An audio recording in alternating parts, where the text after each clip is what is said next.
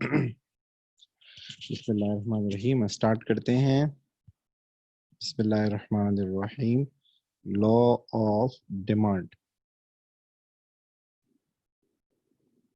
Law of demand. अच्छा बेटा, start करने से पहले मैं आप लोगों से पूछना चाहूंगा कि मुझे ये बताएं कि लॉ किसे कहते हैं। माइक ऑन करके बता सकते हैं, अपनी राय दे सकते हैं। यास्मीन बेटा, राफिया बेटा, लॉ किसे कहते हैं?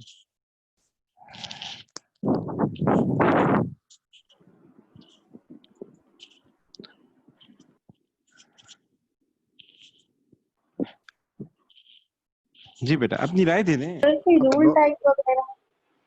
कोई रूल टाइप वगैरह, ठीक है ना। अच्छा जी, हमारे पास बेसिकली जो लॉ होते हैं, जो कानून होते हैं, माइक बंद कर दीजिएगा बेटा, माइक बंद कर दीजिएगा। हमारे पास जो कानून होते हैं वो कानून क्या होते हैं? एक जनरल एक्सेप्टेंस होती है, मतलब एक जनरल एग्रीमेंट होता है। लाइक फॉर सपोज पाकिस्तान में अगर कोई चोरी करेगा तो क्या होगा? जाहिर सी बात है, जो चोरी करेगा उसको पनिशमेंट देंगे। इवन आप भी ये बोलेंगे, इवन मैं भी ये बोलूंगा, इवन कोई और वो भी ये बोलेगा कि चोर को सजा देनी चाहिए ताकि वो ये काम दोबारा नहीं करे। ठीक है ना। इसी जनरल एग्रीमेंट के ऊपर आपके पास ओवरऑल लॉ बनते हैं। तो ओवरऑल एक लॉ पास हो जाता है जिसपे सब जनरली एग्री करते हैं, जिसको सब जनरली मानते हैं कि भाई ऐसा ही होना चाहिए, कि जो भी चोरी करेगा उसको सजा मिलनी चाहिए। सो ये एक लॉ जो हमारे पास होते हैं, ये बेसिकली हमारे पास जो लॉ जितने भी मौजूद होते हैं, ये जनरल एग्रीमेंट शो कर रहे होते हैं।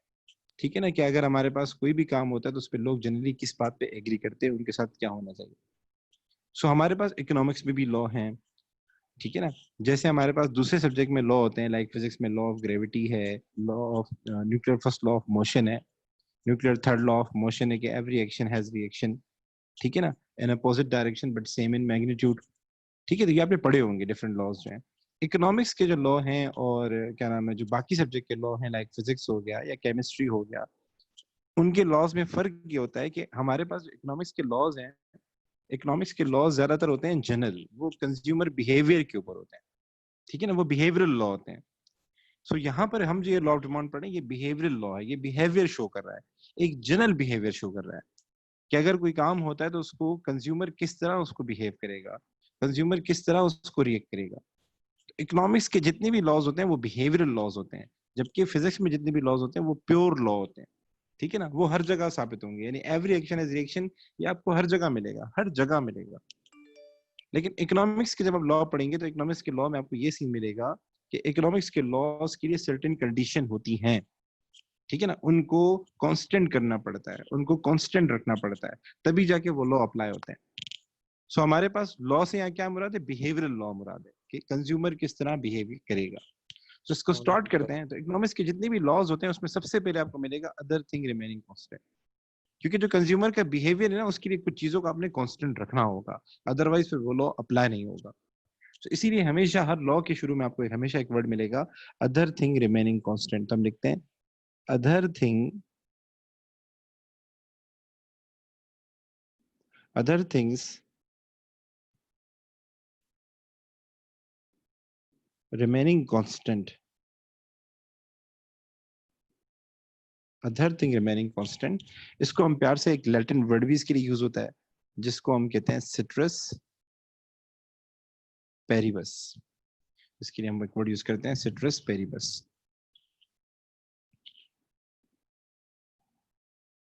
सॉरी, ये लैटिन वर्ड है।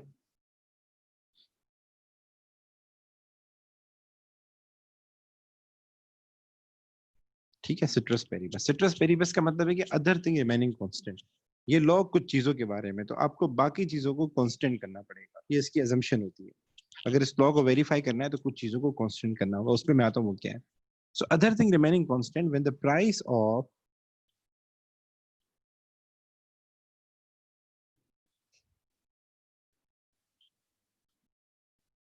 When the price of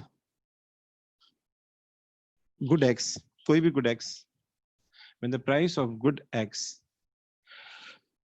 increases या राइजेस, क्या होगा जब किसी गुड की प्राइस बढ़ेगी? It's quantity demanded would fall.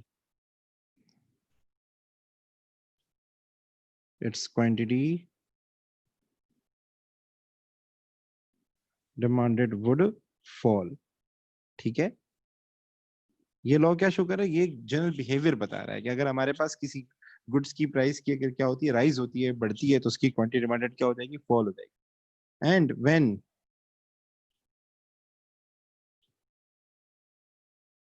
when the price of good X, कोई भी गुड एक्स ले लें, उसकी अगर प्राइस को आप फॉल कर दें, it's quantity demanded would increases.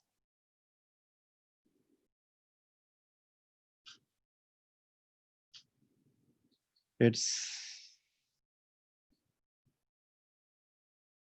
quantity demanded would increase। ये नोट डाउन कर लिया करें बेटा, या इसकी स्क्रीनशॉट ले लें।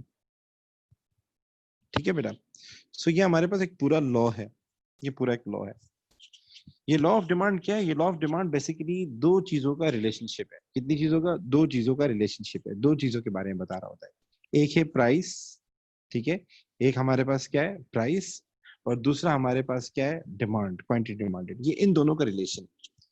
इसमें जो क्वांटिटी डिमांड में जो चेंज आ रहा है, सुनिएगा बेटा, क्वांटिटी डिमांड में जो चेंज आ रहा है उसका जो मेन फैक्टर है वो प्राइस है। ठीक है, इसीलिए इन्होंने क्या किया है, अदर थिंग रिमेनिंग कांस्टेंट लिखा है, क्योंकि और चीजें भी होती हैं जिसकी वजह से डिमांड में फर्क आता है। और भी बहुत सारी चीजें होती हैं जिसकी वजह से आप लोग डिमांड ज्यादा करते हैं। लाइक फॉर सपोज, अगर आज मौसम जो है बहुत ज्यादा क्या नाम है, बारिश ज्यादा हो जाए, एक मानसून टाइप का मौसम हो जाए, तो आप लोग क्या बोलते हैं, सर पकोड़े होने चाहिए, हलवा होना चाहिए। सो हलवे की कीमत नहीं बढ़ी, और ना ही कॉफी की कीमत कम हुई है, ना ही हलवे की कीमत कम हुई है, लेकिन फिर भी आप डिमांड कर रहे हैं। क्यों? क्योंकि मौसम अच्छा हो गया। अभी अगर क्या नाम है, कोई मैच हो जाए, कोरोना वायरस खत्म हो जाए, और पाकिस्तान इंडिया के हैदराबाद में मैच हो जाए या कराची में मैच हो जाए, तो पाकिस्तान की जो टी शर्ट है, जो शर्ट्स वगैरह हैं पाकिस्तानी टीम की, उसकी डिमांड बढ़ जाएगी, उसकी डिमांड बढ़ जाएगी। हालांकि प्राइसेस वही होंगी, लेकिन फिर भी लोग डिमांड ज्यादा करेंगे। जिस तरीके से मास्क आप देख लें, ठीक है ना। सो ये जो हमें लॉ ऑफ डिमांड पढ़ना होगा, तो बाकी फैक्टर को कांस्टेंट करना पड़ेगा, मौसम को, वेदर को, लेजिस्लेशन को, ये हम पढ़ेंगे कि अदर थिंग रिमेनिंग कांस्टेंट क्या है। हमें सिर्फ दो चीजों के बारे में पढ़ना है, प्राइस एंड क्वांटिटी डिमांडेड। इसके अलावा कोई और चीज है तो उसको धक्के मार के बाहर निकालना है। मेरी बात समझ में आ रही है बेटा, मार बेटा? जी सर। जी। तो ये जो हमें क्वांटिटी डिमांडेड वाला लॉ पढ़ना है, ये लॉ ऑफ डिमांड पढ़ना है, ये लॉ ऑफ डिमांड सिर्फ दो चीजों के बारे में, प्राइस एंड क्वांटिटी डिमांडेड। कोई तीसरी चीज बीच में आ ही नहीं सकती, उसके लिए दरवाजे बंद है। ये सिर्फ हमें दो चीजों के बारे में बता रहा होता है, प्राइस एंड क्वांटिटी डिमांडेड के बारे में बता रहा होता है कि प्राइस अगर बढ़ेगी, क्वांटिटी डिमांडेड पे क्या इंपैक्ट पड़ेगा, प्राइस अगर कम होगी तो हमारे पास कंज्यूमर किस तरीके से बिहेव करेगा। इसके अलावा किसी और फैक्टर की वजह से अगर क्वांटिटी डिमांडेड पे असर पड़ता हो, तो उसको निकाल देना है साइड लाइन, क्योंकि हमने ऊपर पढ़ा है अदर थिंग रिमेनिंग कांस्टेंट। आपने दूसरी चीजों को बीच में नहीं लाना, बीच में नहीं लाना। यहां तक मेरी बात समझ में आ रही है? जी सर। अच्छा जी। अब अगर हम इसको लॉ को गौर से देखें, तो आपने एक जनरल बिहेवियर देखा होगा कि हमारे पास अगर गुलेमद में सेल लगती है, 50% ऑफ हो जाता है, तो आपने उमूमन देखा होगा, यास्मीन और राफिया इस बात के गवाह हैं, कि वहां रश हो जाता है, डिमांड क्या हो जाती है, बढ़ जाती है, क्वांटिटी डिमांडेड क्या हो जाती है, बढ़ जाती है। सेम एज हमारे पास पेट्रोल की कीमतें गिरी, तो जाहिर सी बात है बहुत सारे लोग जो हैं वो गाड़ी सीएनजी पे चलाते थे, बहुत सारे लोग जनरेटर घर पे जो है वो उस पे चलाते थे, सीएनजी पे और गैस पे चलाते थे। उन्होंने क्या कर दिया, पेट्रोल सस्ता हो गया तो वो पेट्रोल पे चलाने लगे, मतलब पेट्रोल की डिमांड क्या हो गई, बढ़ना शुरू हो गई।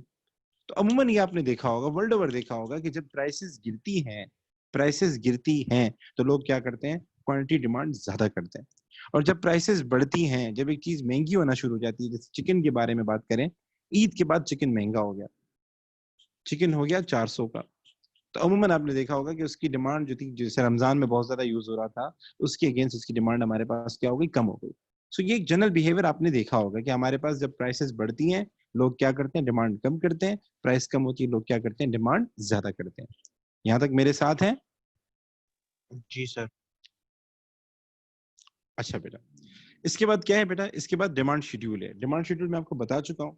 डिमांड शेड्यूल क्या होता है, एक टेबल होता है, लेकिन मैं एक बार दोबारा बना लेता हूँ, ठीक है, ताकि आपको टेबल बनाना आ जाए और चार्ट क्या नाम है, कर्व बनाना आ जाए, एक क्लियर हो जाए आपका कॉन्सेप्ट। ठीक है, अब इसके बाद हम आते हैं डिमांड शेड्यूल बनाते हैं कि सर डिमांड शेड्यूल क्या है। डिमांड शेड्यूल एक टेबल है हमारे पास, ये मैं कल बता चुका हूँ लेकिन मैं रिपीट इसलिए कर रहा हूँ क्या कि आपका कॉन्सेप्ट क्लियर हो जाए।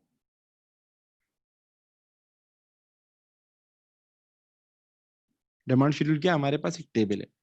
हम मार्केट की बात करते हैं, किसी भी मार्केट की बात करते हैं और वहां हम प्राइस लिख देते हैं, फॉर सपोज प्राइस को जाहिर कर देते हैं पी से, ठीक है, एंड क्वांटिटी को जाहिर कर देते हैं क्यू से, ठीक है। सो अगर प्राइस हमारे पास 50 होगी, so quantity demanded for suppose हम 3 कर देते हैं। अच्छा ये टोटल मार्केट की है, मैं सम करके, मैं इस तरह नहीं कर रहा कि ए के अलग दिखाऊं, बी के अलग दिखाऊं, सी के अलग दिखाऊं, मैं सम करके डायरेक्ट लिख रहा हूं कि अगर हमारे पास किसी चीज की प्राइस 50 है तो उसकी डिमांड कितनी होगी मार्केट में 3, फॉर सपोज 40 कर देते हैं, प्राइस कम होगी तो डिमांड क्या हो जाएगी, बढ़ जाएगी, हम 6 कर देते हैं। अच्छा 30 कर देते हैं, प्राइस अगेन बढ़ जाएगी, कितनी हो जाएगी 9, फॉर सपोज 20 कर देते हैं, प्राइस कितनी हो जाएगी, अगेन बढ़ जाएगी, हम कितनी कर देते हैं 12 कर देते हैं। मैं एक इक्वल प्रोपोर्शन से इसको बढ़ा रहा हूँ ताकि हमारे पास एक स्ट्रेट लाइन बन सके, ठीक है। ये हमारे पास हो जाएगा 15 हो जाएगा, ठीक है। ये हमारे पास डिमांड शेड्यूल है। डिमांड शेड्यूल क्या होता है, एक टेबल होता है जिसमें आप वैल्यूज लिख रहे होते हैं प्राइस की एंड क्वांटिटी की, कि प्राइस में प्राइस कितनी होगी तो डिमांड कितनी होगी, ठीक है। प्राइस हमारे पास इंडिपेंडेंट वेरिएबल होता है और क्वांटिटी डिमांडेड हमारे पास डिपेंडेंट वेरिएबल होता है, क्योंकि क्वांटिटी डिमांड डिपेंड करता है प्राइस के ऊपर। आप प्राइस बढ़ाएंगे तो उसमें फर्क आएगा, प्राइस कम करेंगे तो उसकी वैल्यू कुछ और। अब इसका हम चार्ट बना लेते हैं, ठीक है। सो इसका हम चार्ट भी ड्रॉ कर लेते हैं।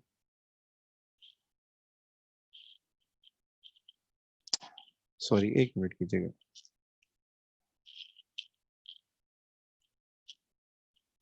ओके, अब चार्ट कैसे बनाते हैं वो भी बड़ा आसान काम है, कोई मुश्किल काम नहीं है, कोई परेशानी की बात नहीं है, ठीक है। ओके, अच्छा जी, अब आते हैं हम यहाँ पे हम लिखेंगे प्राइस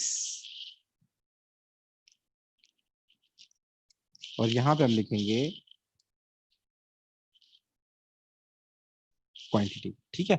अच्छा जी, अब आते हैं इस तरफ, हमारे पास हम स्टार्ट कर लेते हैं। ये हो जाएगा हमारे पास 10, ये हो जाएगा 20, ये हो जाएगा 30, ये हो जाएगा 40, ये हो जाएगा 50,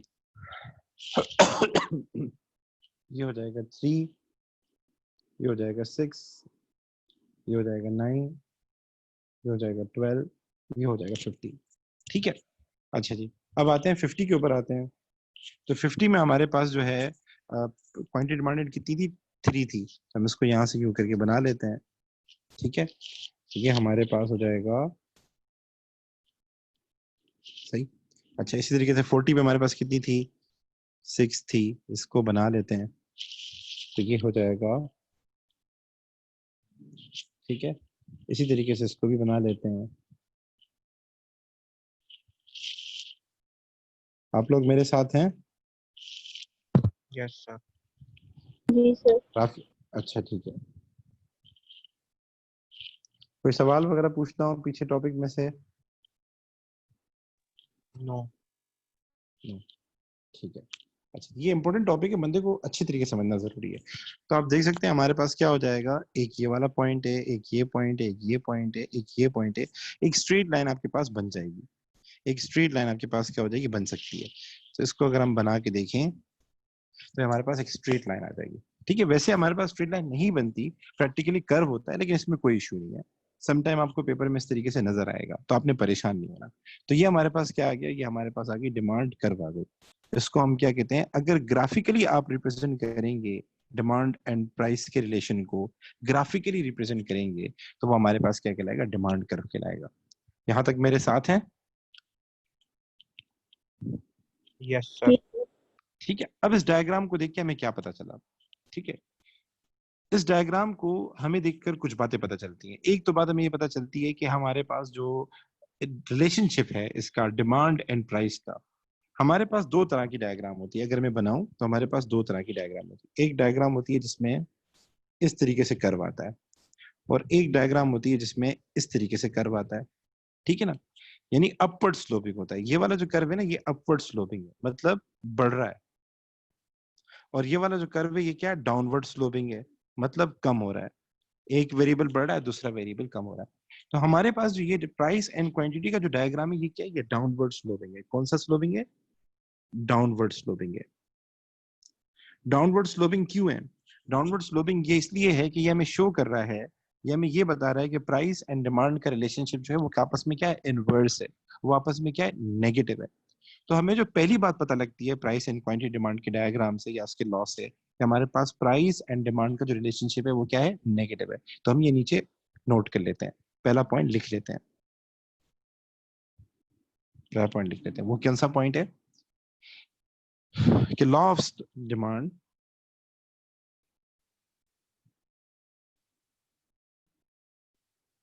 law of demand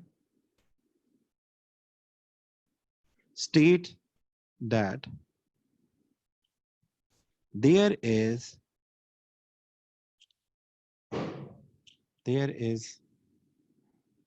a negative relationship का मतलब ये कि एक वेरिएबल बढ़ता है दूसरा वेरिएबल कम होता है, मतलब अपोजिट डायरेक्शन में दोनों बिहेव करते हैं। There is a negative relationship between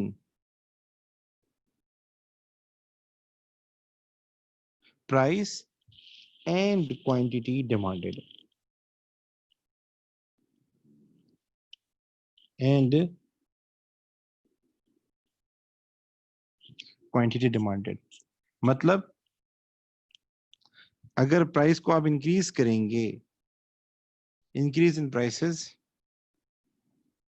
would lead to decrease in inverse relationship, ठीक है ना, decrease in quantity demanded। यहां तक बात समझ में आई मेरी? यहां तक मेरा बात मेरी समझ में आई कि हमारे पास जो पीछे डायग्राम है जी वो सर। हमारे पास डाउनवर्ड स्लोपिंग है, एंड डाउनवर्ड स्लोपिंग होने की वजह से हमारे पास जो है इसका इनवर्स रिलेशनशिप आ जाता है। ये एक पहली बात। दूसरी बात वो मैं बजाय इसमें समझाने के बल्कि मैं आपको इधर भी समझा देता हूँ।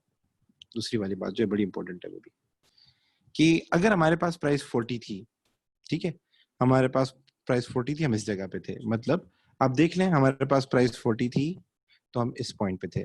मैं ग्रीन कलर से दिखा रहा हूँ आपको, ठीक है। हमने प्राइस को क्या किया, रिड्यूस किया। प्राइस को क्या किया, रिड्यूस किया। प्राइस को रिड्यूस किया। तो प्राइस को रिड्यूस करने से क्या होगा, हमारे पास डिमांड जो है पहले 6 थी, अब कितनी हो जाएगी, अब कितनी हो जाएगी बेटा? हमने प्राइस को रिड्यूस किया, प्राइस को रिड्यूस करने से हमारी डिमांड कितनी हो जाएगी, क्वांटिटी डिमांडेड। आपको नजर आ रहा है बेटा, मेरे साथ हैं? जी जी। जी कितनी हो सर। जाएगी, कितनी हो जाएगी quantity demanded?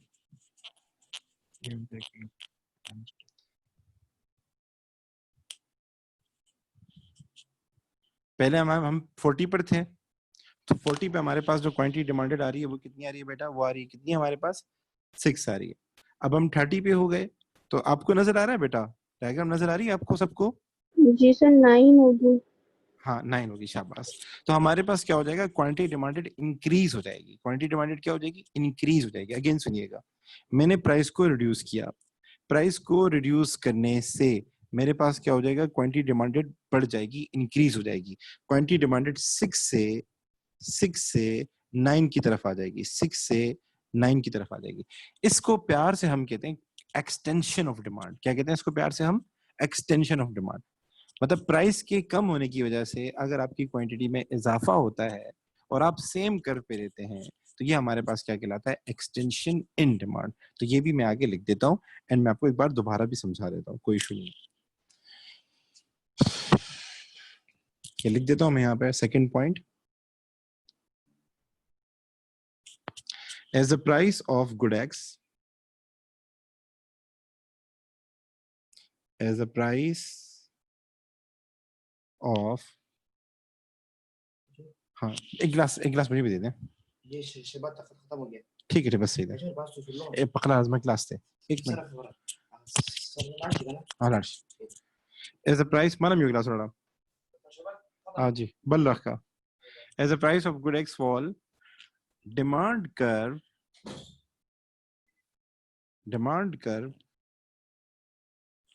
extends demand curve extends to the, बहुत टाइम पर आ गया ये बंदा तो यार, हंजला बेटा बहुत टाइम पर आ गया। Demand curve x tends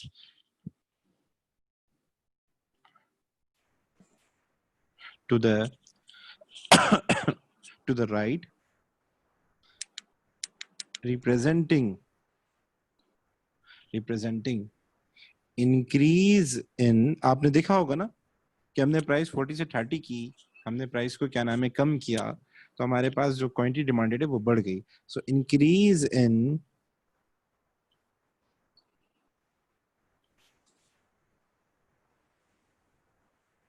quantity demanded due to, अब मेरा सवाल है ये क्यों हुआ? जब प्राइस कम होती है लोग क्यों ज्यादा खरीदते हैं? जी बेटा, जब हमारे पास प्राइस कम होती है किसी भी चीज की तो लोग ज्यादा खरीदते हैं। इसकी मेन रीजन क्या है? वैसे रीजन तो बहुत सारे हो सकते हैं, लेकिन एक मेन वजह क्या है? अम्मार बेटा, राफिया बेटा, हंजला बेटा, ऐसा क्यों होता है? इनवर्सली प्रोपोर्शनल है। क्या क्या बताया राफिया बेटा, दोबारा बताएं।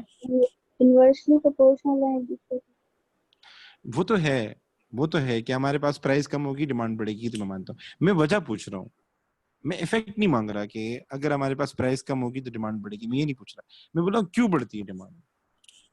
क्योंकि सर लोग ज्यादा लोग अफोर्ड कर पाते हैं उसको। ठीक है, मतलब इन शॉर्ट आप कह सकते हैं लोगों की परचेजिंग पावर बढ़ जाती है। लोगों की क्या बढ़ जाती है? Purchasing power. लाइक कल मैंने एग्जांपल दी थी कि हमारे पास एक बजट था, फॉर सपोज 1000 रुपए का बजट था, और या 500 का बजट था, और मैं आम की पेटी लेने जाता हूँ। तो 500 रुपए से मैं आम की कितनी पेटी ले सकता हूँ? अगर एक पेटी है ही 500 रुपए की, एक पेटी है ही 500 रुपए की, तो मैं 500 में सिर्फ एक ही पेटी ले सकता हूँ। लेकिन अगर मेरे पास जेब में 500 ही पड़े हों और वो पेटी सस्ती हो जाए, वो पेटी बजाय 500 के 250 की हो जाए, बजाय 500 के 250 की हो जाए, अब क्या होगा? अब जो मैं अगर वो आम बाय करने चाहूंगा तो मेरे जेब में 500 है, लेकिन मेरी परचेसिंग पावर बढ़ चुकी है, मतलब अब एक पेटी लेने के बजाय मैं 2 पेटी ले सकता हूँ।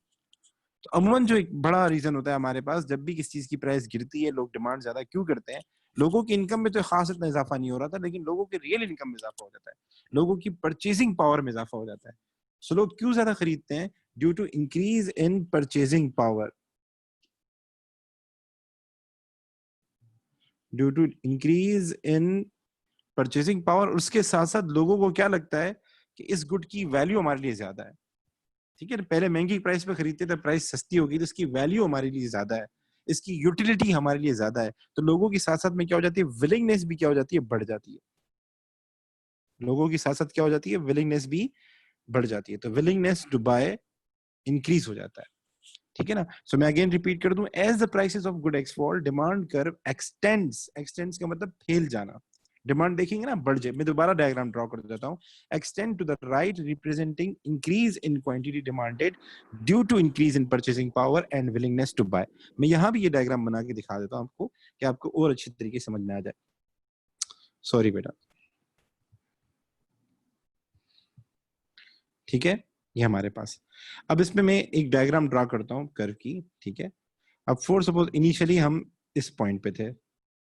ठीक है, यहाँ पर हमारे पास जो प्राइस थी, यहाँ पर जो हमारे पास प्राइस थी वो हम कर देते हैं P, और यहाँ पर जो हमारे पास क्वांटिटी थी हम इसको कर देते हैं Q। ठीक है, अब हमारे पास क्या हुआ? हमने प्राइस को रिड्यूस कर दिया, प्राइस को हमने रिड्यूस कर दिया। ठीक है, प्राइस को हमने रिड्यूस कर दिया, तो दूसरी जो प्राइस आ गई वो P1 आ गई और क्वांटिटी आ गई Q1। तो आप इस डायग्राम के अंदर देख रहे होंगे बकायदा कि जब हमने प्राइस को किया रिड्यूस, प्राइस को क्या रिड्यूस, तो हमारे पास डिमांड क्या हो गई? डिमांड फैल गई। पहले हमारे पास डिमांड सिर्फ यहां तक थी, डिमांड सिर्फ यहां तक थी, यहां तक थी, यहां तक थी। अब डिमांड क्या हो गई? फैल गई, यहां भी आ गई, ये जगह भी फैल गई इसके अंदर। तो आप देखें डिमांड आपके पास क्या हो गई? इंक्रीज हो गई। और हम पहले इस पॉइंट पे थे, अब हम इस पॉइंट पे आ गए। ठीक है ना, हमारे पास पॉइंट क्या हो गया? चेंज हो गया। तो इसको हम मूवमेंट अलोंग द कर्व भी कहते हैं। ठीक है ना, ये जो हमारे पास प्राइस की वजह से क्वांटिटी डिमांड में जो चेंज आ रहा होता है, इसको हम मूवमेंट अलोंग द कर्व कह रहे होते हैं। ठीक है ना, और हमारे पास जब प्राइस कम हो और प्राइस कम होने की वजह से क्वांटिटी डिमांडेड बढ़ जाए, इसको हम क्या कहते हैं? एक्सटेंशन इन डिमांड भी कहते हैं। यहां तक मेरे साथ है? जी सर। यहाँ तक मेरे साथ हैं? अच्छा जी, इसका बिल्कुल अपोजिट कॉन्ट्रैक्शन होता है। ठीक है, इसका बिल्कुल अपोजिट कॉन्ट्रैक्शन होता है। तो कॉन्ट्रैक्शन फिर क्या होगा? डिमांड में कमी। जी जी बेटा, राफिया बेटा, आप क्या कहते हैं, कॉन्ट्रैक्शन में क्या होता होगा? डिमांड डिक्रीज हो जाएगी और प्राइस डिमांड बढ़ डिक्रीज जाएगी। होगी। और हाँ, तो हमें हमें हमें प्राइस को पहले रखना है। तो प्राइस को अगर हम बढ़ा दें, प्राइस को अगर हम बढ़ा दें, तो लोगों की परचेसिंग पावर में कमी हो जाती है, लोगों की विलिंगनेस में कमी हो जाती है। लोगों को लगता है ये चीज हमारे लिए कम वैल्यूएबल है, ये इतनी यूटिलिटी हमें नहीं प्रोवाइड करेगी, तो लोग क्या करते हैं, उसकी डिमांड कम करते हैं।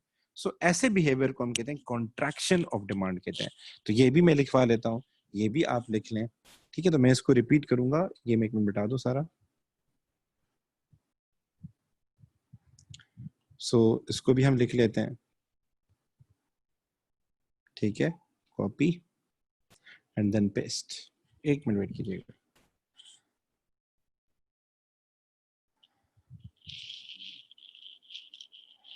टेक्नोलॉजी का बड़ा फायदा होता है वैसे यार। सो हम ये कर देते हैं 3 as the price of good X rises. अब फॉल नहीं होगा, अब क्या पढ़ेंगे, राइजेस पढ़ेंगे। डिमांड कर्व एक्सटेंड नहीं होगा, डिमांड कर्व कॉन्ट्रैक्ट हो जाएगा, टू द लेफ्ट हो जाएगा। रिप्रेजेंटिंग इंक्रीज नहीं होगा, डिक्रीज हो जाएगा, ड्यू टू डिक्रीज। अब ये कर लेते हैं। So as the price of good X rises, अगर हम गुड एक्स की प्राइस बढ़ा दें, तो प्राइस बढ़ा देंगे तो डिमांड कर्व क्या हो जाएगी, कॉन्ट्रैक्ट हो जाएगी। डिमांड कर्व क्या हो जाएगी, कॉन्ट्रैक्ट हो जाएगी। ठीक है ना, to the left, left side की तरफ कॉन्ट्रैक्ट हो जाएगी। मैं आपको डायग्राम में दिखा देता हूँ। Representing decrease in quantity demanded, decrease in quantity demanded due to. अब क्वांटिटी डिमांड में क्यों डिक्रीज आया, लोग क्यों कम बाय कर रहे हैं? तो अभी आप लोगों ने पढ़ा कि लोगों के पैसों में तो कमी नहीं आई, लोगों के जेब में उतने ही पैसे पड़े हुए थे। लेकिन मेन चीज क्या थी, मेन चीज ये थी कि लोगों की सलाहियत कम हो गई बाय करने की, लोगों की रियल इनकम कम हो गई। मैं 500 रुपये लेकर गया था बाजार में, ठीक है ना, और आम की पेटी पहले 250 में मिलती थी, तो मुझे 2 पेटियां ले सकता था। अब जब बाजार पहुंचा तो आम की पेटी है ही 500 रुपए की, तब मुझे एक ही पेटी बाय करनी पड़ेगी, क्योंकि मेरी परचेसिंग पावर कम होगी। पहले मेरी परचेसिंग पावर इतनी अच्छी थी कि मैं 500 रुपए से 2 बाय कर सकता था। अब मेरी परचेसिंग पावर इतनी खराब हो गई है कि मैं 500 में एक ही बाय कर सकता हूँ। तो लोगों की परचेसिंग पावर एंड विलिंगनेस में कमी आ जाती है, इसीलिए वो लोग क्या करते हैं, कम बाय करते हैं। यहाँ तक बेटा हमारी बात समझ में आई? Yes sir. सो हमारे एक दोस्त बकायदा कहते हैं कि प्राइस एंड क्वांटिटी डिमांडेड की आपस में दुश्मनी है। प्राइस एंड क्वांटिटी डिमांडेड की आपस में क्या है, दुश्मनी है। इनका जो आपस में रिश्ता है ना, वो मतलब ऐसा रिश्ता है कि आपस में बनती ही नहीं है, मतलब हर टाइम लड़ना है इनको, हर टाइम लड़ना है। हंजरा बेटा, are you getting my point? जी सर। जी, अब आते हैं, जब हम ये लॉ पढ़ रहे थे तो हमने इसके अंदर एक मेन वर्ड यूज किया था कि हमें कुछ चीजों को क्या करना पड़ेगा, कांस्टेंट करना पड़ेगा, कुछ चीजों को बीच में नहीं लाना पड़ेगा। ये जो बातें हो रही हैं प्राइस एंड क्वांटिटी के दरमियान हो रही है, तो अगर हमें प्राइस एंड क्वांटिटी का रिलेशन समझना है तो कुछ चीजों को बीच में नहीं लाना होगा। तो वो क्या चीजें हैं और हम वो क्यों बीच में नहीं लाते? तो बेसिकली वो हमारी अजम्पशंस होती हैं इस लॉ के लिए। मैंने पहले ही बताया, इकोनॉमिक्स के जितने भी लॉज हैं वो सारे बिहेवियर के ऊपर बेस होते हैं कि क्या बिहेवियर होगा, क्या रिएक्शन होगी, वो प्योर लॉ नहीं होते। इसीलिए तो बिहेवियर सर्टेन कंडीशन में चेंज भी हो सकता है, इसीलिए हम कुछ कंडीशन को क्या करते हैं, कांस्टेंट करते हैं, ताकि इस लॉ को वेरीफाई कर सकें। तो वो कौन कौन से फैक्टर हैं वो मैं लिख देता हूं। तो चौथा पॉइंट भी मैं लिख देता हूं, वो भी आप नोट कर लें। चौथा पॉइंट क्या है हमारे पास, इसको इंशाल्लाह फिर कल समझेंगे। Certain factors are required to be constant. कुछ फैक्टर को आपने कांस्टेंट रखना होगा। मतलब जैसे मैंने अभी एग्जांपल दी कि हमारे पास जैसे कॉफी है, सर्दियों के अंदर कॉफी की डिमांड बढ़ जाती है, हालांकि प्राइस में इतना चेंज नहीं आता। और अभी हमने पढ़ा है कि प्राइस जब कम होती है तब डिमांड बढ़ती है। तो इस तरह के, क्यों, जाहिर है सर्दी का मौसम एक अलग बिहेवियर होता है, गर्मी के मौसम में एक अलग बिहेवियर होता है। तो आपने ये चीजें कांस्टेंट करनी पड़ेगी, बिल्कुल बेफिक्र होकर पढ़ना पड़ेगा। तो certain factors are required to be constant to verify law of demand. कुछ फैक्टर को आपने कांस्टेंट करना होगा ताकि हम लॉ ऑफ डिमांड को वेरीफाई कर सके। अब वो कौन कौन से फैक्टर्स हैं, कुछ पता है आप लोगों को? अगर आप कुछ बता सकें तो, अगर आप में से किसी को पता हो। जी बेटा, अगर आप लोगों ने ऑलरेडी पढ़े हों। जी अमार बेटा, क्या जैसे कहते हैं? ट्रेंड और फैशन। जी बहुत आला। तो हमारे पास टेस्ट एंड फैशन हो गया,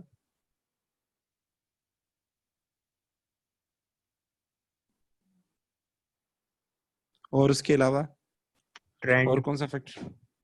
इनकम आ सकती है, कंज्यूमर की इनकम में फर्क नहीं आया।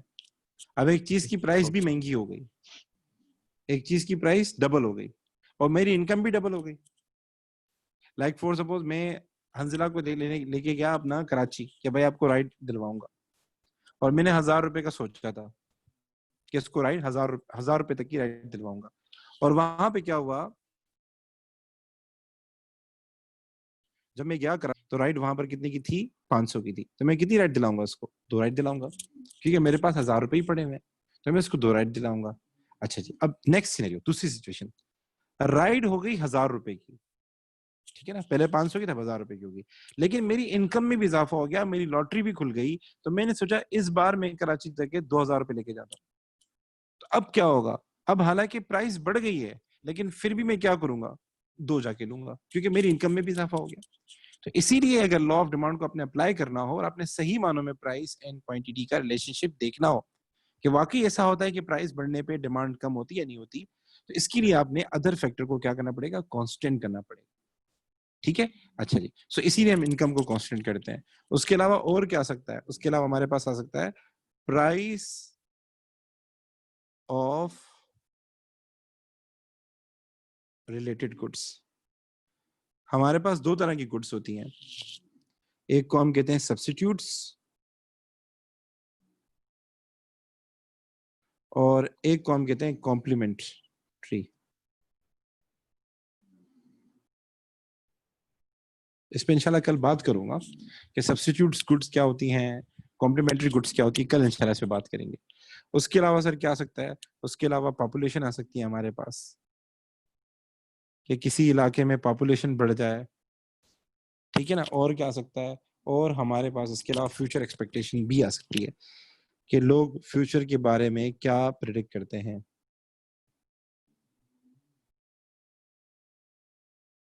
फ्यूचर एक्सपेक्टेशन, ठीक है ना। अच्छा जी, इस तरह और भी चीजें इसके अंदर आ सकती हैं, इंटरेस्ट भी आ सकता है इसके अंदर, हमारे पास जो है डिफरेंट हमारे पास आइटम वगैरह आ सकते हैं जी। सो गाइज ऐसा है, आज के लिए इतना ही सही है। इस पे कोई सवाल हो तो आप मुझसे पूछ सकते हैं, कोई बात हो तो आप मुझसे पूछ सकते हैं।